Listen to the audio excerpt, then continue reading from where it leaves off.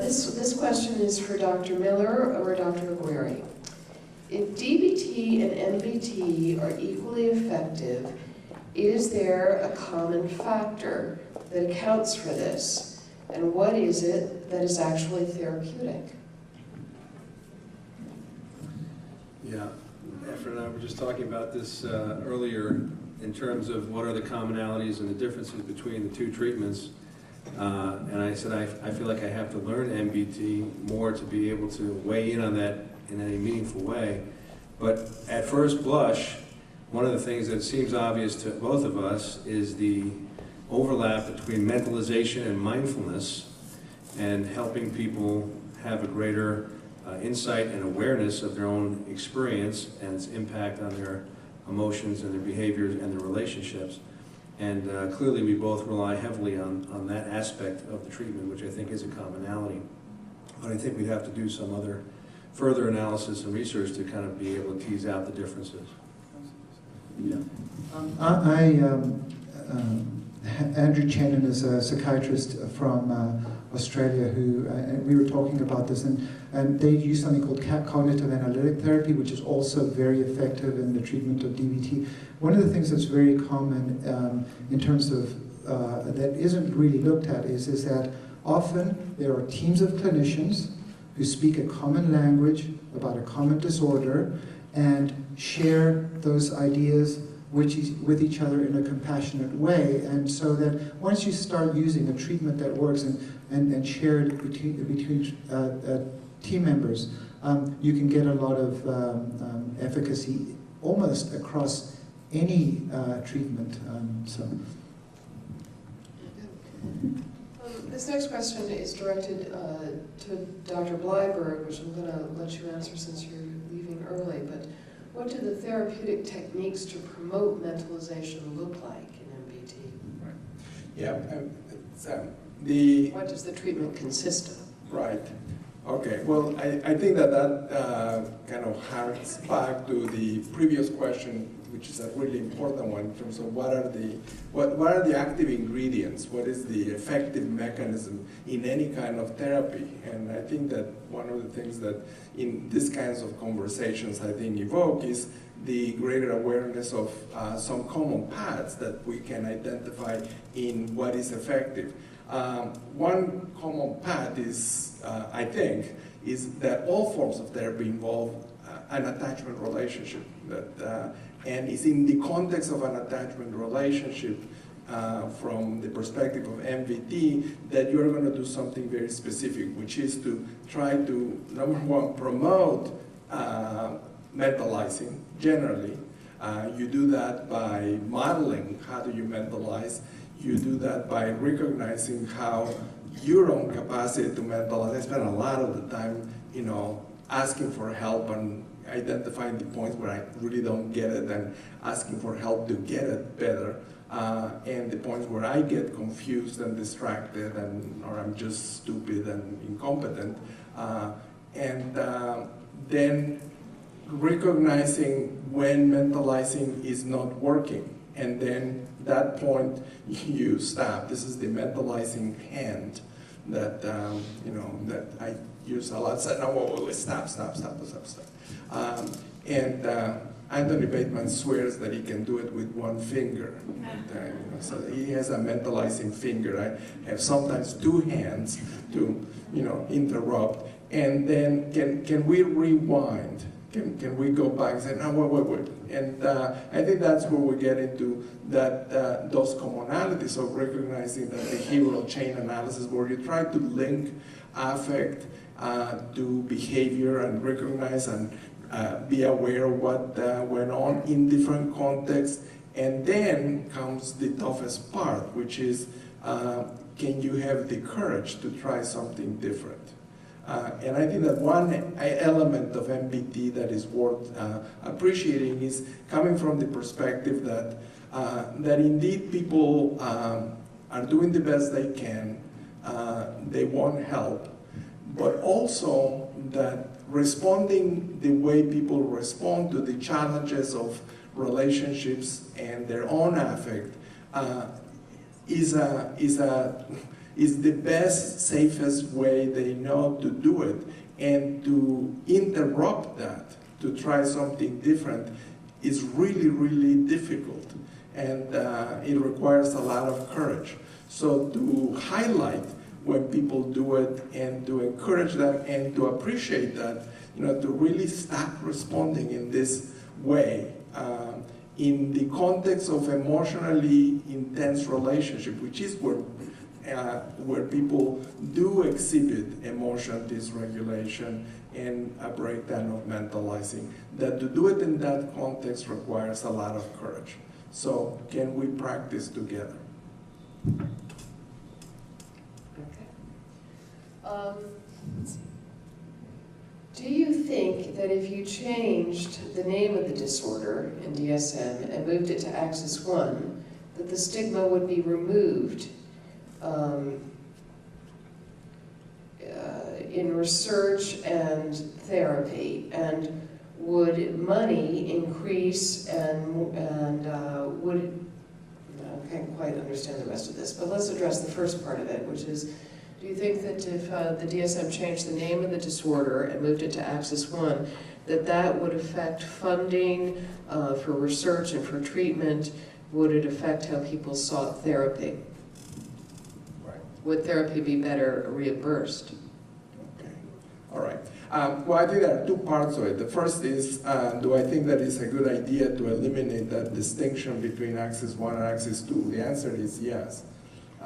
Yeah, I mean, I think that all of psychopathology, all psychiatric disorders, they all involve a mixture of biological factors interacting with the environment. They're all developmental. They all involve psychological and biological issues. They, that dichotomy between Axis 1 and Axis 2 doesn't really make any sense.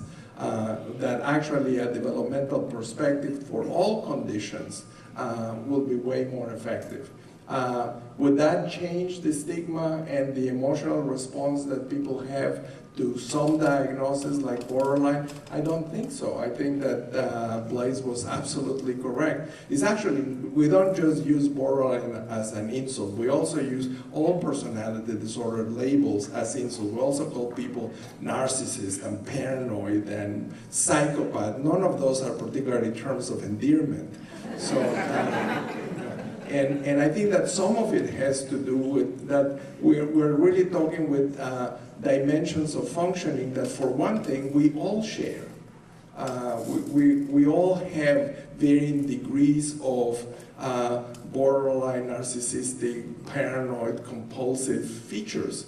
And the intensity of the reaction where mentalizing breaks down, as I was pointing out earlier in my talk, I think this is the crucial element, that they all evoke non-mentalizing responses in us. And I presented a dramatic example just when I have a kid telling me how he's going to rape my wife and murder my children. To only say, when that happens and I'm in that intense emotional arousal in an attachment relationship, my own mentalizing breaks down.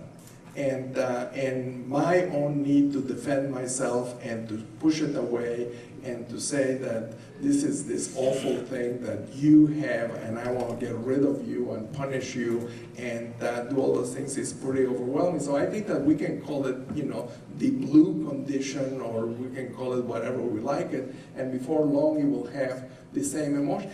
Borderline doesn't mean anything by itself. Borderline was a term that Otto Kernberg figured out. Well, actually, it came before Otto Kernberg, but he certainly put it on the map. Right. And but it simply meant, it was like a geographical notion. It was meant to designate. The idea was that there were some group of people who were in the border between the neurosis and the psychosis. It had that location, meaning had no emotional baggage, but it did get it. Let me address this question of the whole panel. When working with a non-BPD teen in a residential substance abuse setting, how can a therapist best manage BPD in the client's parents? Other than developing family empathic communication, providing referrals to BPD parent for individual therapy, and encouraging parental self-care to reduce the family exclusivity. We deal with this a lot within our own institution because we often, if some of our patients need to be hospitalized, then we have to refer them out to non-BPD friendly environments who maybe don't think of patients in the way that Alec had described them, doing the best they can and everything. But I think that part of it is, there's a short-term thing and a long-term thing. The long-term thing is, do we continue to do psychoeducation and get people better trained, more understanding, more empathic, more capable of doing it? The other thing is that, in my younger and more vulnerable days as The Great Gatsby stars, I'd go in there and say, all right, I'm going to teach you guys about these patients, and they'd laugh me out of the unit because who was I, coming on trying to tell them how to manage patients that they've managed for a long time. But the thing is that I still use, this is how I see the behavior, this is how I see the situation. So I think that there's an element of psychoeducation to sort of think. The other thing is to say, hey, look, we seem to have a lot of these patients and problematic behaviors that are coming onto our unit. Maybe we should do a training, maybe we should learn more about this. We seem to constantly get stuck, see your own insanity in this whole thing and doing things over and over again. So, I don't know that there's one thing that you're going to do that's going to automatically change, but I do think that the other thing is speak to your colleagues. How are you guys about making this diagnosis? Because if everybody's going to disagree with you, you're in a very tricky situation, especially when dealing with parents as well as colleagues. So, anyone else want to weigh in on that one? Yeah, absolutely, and appreciating that this is not something that happens to one person. It happens that we're all impacted and we all impact each other. So, two things I will add. We expanded the psychoeducation to do multi-family psychoeducation, where parents can share their own experience with how they try their best they can, how their mentalizing capacities fail, and to really conceptualize the treatment as one that is meant to really enhance parents' competence and counter the same of their sense of shame and blame that is in many ways implied anytime that a kid has difficulties and comes, let alone coming to a residential or inpatient unit. So family treatment is just like a fundamental aspect of the treatment model, and does offer the opportunity to, I was talking about vicious cycles, and really do we present that, you just want to show how you get stuck in impasses, and how really the treatment is to find out here in the session, how can we change that impasse, how can we get unstuck and find a way that everybody in this room can talk in a way that, as the title of that old psychotherapy book is, how can you talk in ways that people can hear, and how can you hear in ways that people can talk?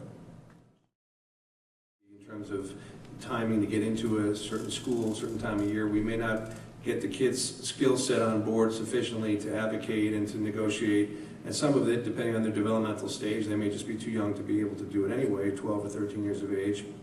We're going to obviously do more environmental intervention and advocate on their behalf. So I want to be dialectical about that, obviously. And when you're dealing with, navigating school districts and Board of Eds and other health providers, a 12 or 13-year-old is not going to go that far making those phone calls. So we have to be realistic about that too, and help them and help their caregivers and parents do as much as they can, and empower them with the skills and encouragement to get the necessary resources for that child.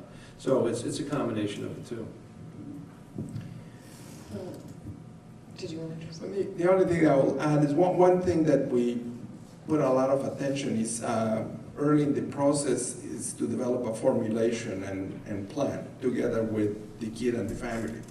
And the formulation includes, so how do we all understand what's the matter, and what are the what are the strengths, what are the vulnerabilities when things break down, and then what is the plan that includes how do we go about obtaining resources, negotiating, how are you going to talk about what the problem is with those systems and agencies that include peers and teachers and schools and other healthcare providers. How are we going to discuss what's the problem and what are you going to do about it to try to get as effective resources. So that conversation actually is very much part of the mentalizing formulation, which would include what will it be like to go, what will it be like to you as a kid, as a parent, to go to the school, and what is going to make it hard to be able to access resources and advocate for what you need. And this question I certainly think is one that we consider in our clinic all the time and find very interesting to think about. How do you determine whether to recommend someone for DBT or mentalization? So I'll just, from my perspective, maybe other people have other thoughts. I think that how do you determine whether to take Motrin or Tylenol is a sort of the analogy here, because I do think that some people respond maybe more clearly to a mentalizing stance and others to a more of a DBT stance. And we haven't determined that exactly what that looks like. And I think that that would be a very interesting determination. And it's true of many treatments for hypertension. You know, why do some people respond to this antihypertensive and not to others? And the way in which, I think it's breaking down like this. For the kids who seem to have more of an interpersonal focus, I mean, where that is really a dominant symptom set, like it really gets a lot of, they get activated by interpersonal things.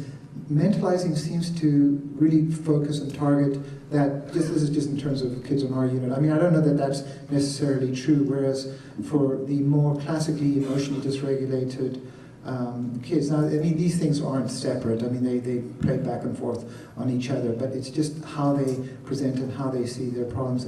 It seems to be trending in those ways, but I think that we need a lot of research on that question.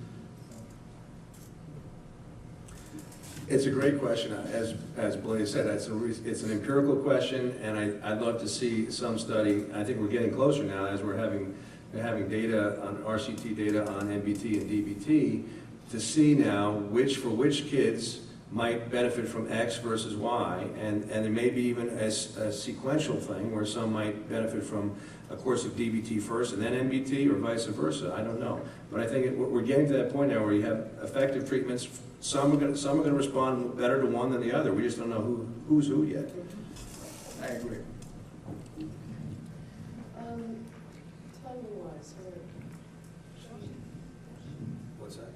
I just want to check on one thing. I've got one more question, and then I think my concern about you getting to a plane will get in the way of my mental Such a mentalized. Okay. Yeah. She's getting anxious about me. All right, so we'll do this one. One yet left, yes. Given the clear imperfections of our diagnostic system, why emphasize increasing the use of BPD diagnoses versus a more dimensional description, like blood pressure, emotion regulation problems, sensitivities, et cetera, et cetera? Well, I actually think that the dimensional approach makes a lot of sense. I think that, you know, and it is a whole issue of how do we present the diagnosis. I think that there is a value in having this way of categorizing, and I very much agree with what I think Alec was going back and forth dialectically between, yes, there is a value diagnosis, but then on the other side we look at functionality and we look at dimensions of functioning, and that's what we're really addressing with our interventions. So, you know, I think that there is something that can be actually clarifying and helpful to, as long as we present the diagnosis not as a label, not as a category, but actually something that has some life and meaning in terms of what does this suggest about what are the actual struggles that we're experiencing here, and what is this telling us about a path towards finding solutions for it.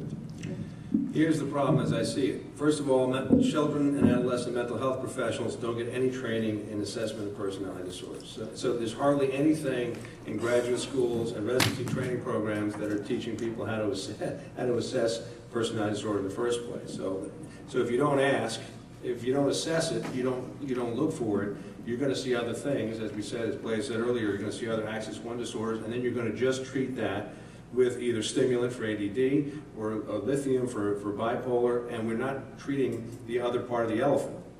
And so I think there's real limitations if we don't actually train our professionals on how to at least look for the larger piece of it, and then because that'll guide the treatment. So I think that's a huge problem in our field, and then reinforcing the stigma by not calling it what it is. And once we know what it is, we can head toward the right treatment approach, and then we can work on the other aspects of it, like emotion dysregulation, interpersonal, and so forth.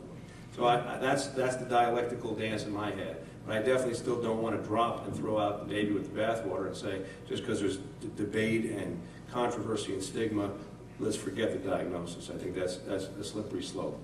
Okay. With that, we're going to say goodbye to Dr. Bleiberg. We have several more questions, which we'll either get to later this afternoon or we can address online on the NEA.BPD website. But we are now going to have a special guest, and I'm going to introduce Dr. Cheryl Kempinski, who is a DBT therapist here in town, a prominent DBT therapist in town, and who is also a board member of the NEA.BPD.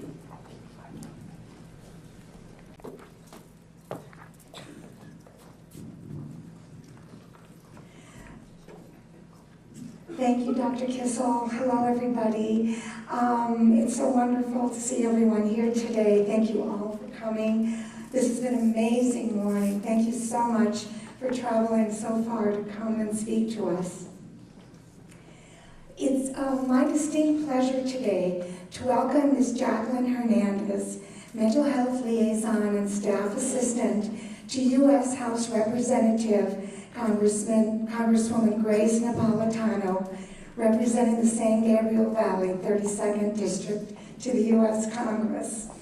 Among the several areas of the Congresswoman's interests, which include resources and jobs for returning veterans and power allocation from the Hoover Dam for Native American tribes and other underserved groups, is mental health advocacy, which is how the National Education Alliance became familiar with the Congressman and came to know her staff both in DC and here in Southern California. In 2003, Congresswoman Napolitano revitalized the Congressional Mental Health Caucus with her colleague, Representative Tim Murphy, who is a Republican from Pennsylvania. They both continue to chair the committee as of today in a bipartisan context.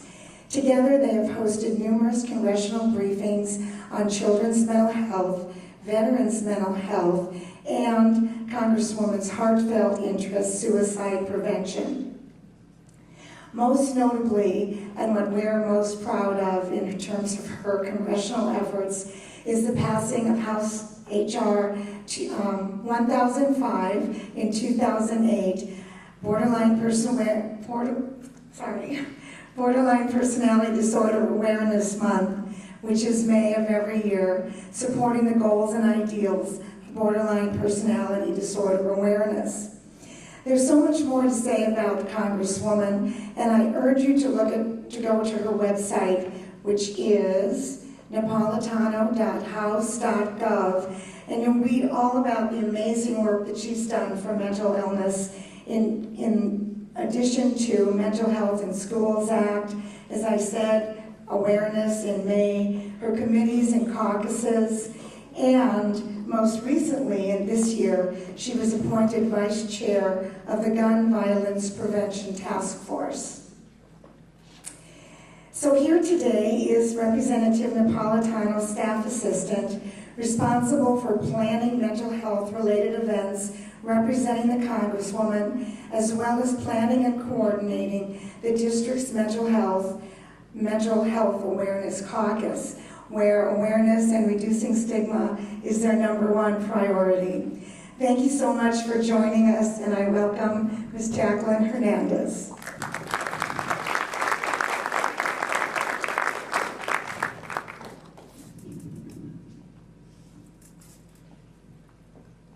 Well, good morning to all of you, and thank you for being here.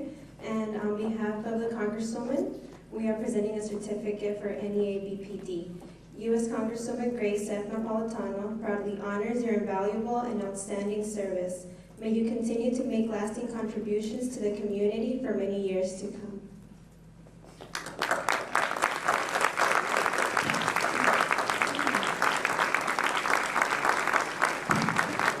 Thank you very much for this honor. We are delighted to have this. This is what we've been doing for years, is working with Congress to get this disorder more on the map. And to have awards like this just reinforces our work to do more. So we invite all of you to join us in this effort, and thank you again for coming, and thank the Congresswoman for us. Thank you.